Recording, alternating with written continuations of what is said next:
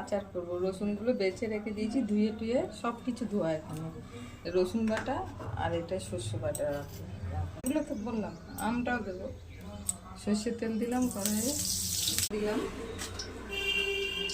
কালো জিরে দিলাম কতগুলো, দিয়ে দিলাম জল ঝরিয়ে রেখেছি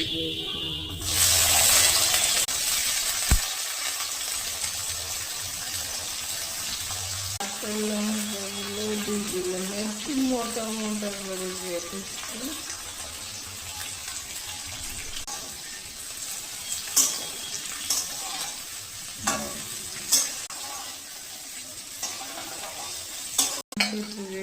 একটা ছোট দেখে দিয়ে দিলাম, রসুন বেটে রেখেছি অল্প দিয়ে দিলাম,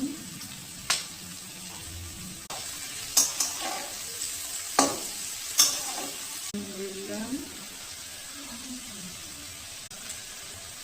দিলাম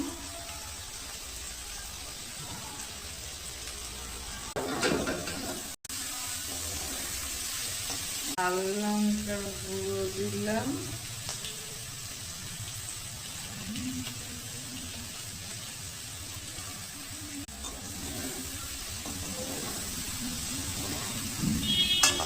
রেখেছিলাম দিয়ে দিলাম,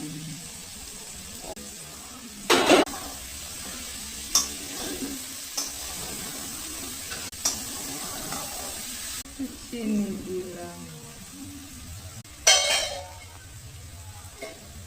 হবে আমি একটু টেস্টটা ভালো হওয়ার জন্য চিনিটা দিলাম। রসুনের আচারে যদি আম না থাকে একটু দিলেও হবে, টকটা না দিলেও হবে, টেস্ট। রসুনের আচার এটা নামিয়ে ঠান্ডা করে রেখে দেবো, কাঁচা তেল দিয়ে বয়ামের মধ্যে রেখে দিতে হবে, কাঁচের বয়ামে অনেক দিন থাকবে। ভাত দিয়ে খেতে হবে। যদি সর্ষের তেল দিয়ে বয়ামের মধ্যে রাখে তাও হবে, আর যদি না দেবে তাও হবে।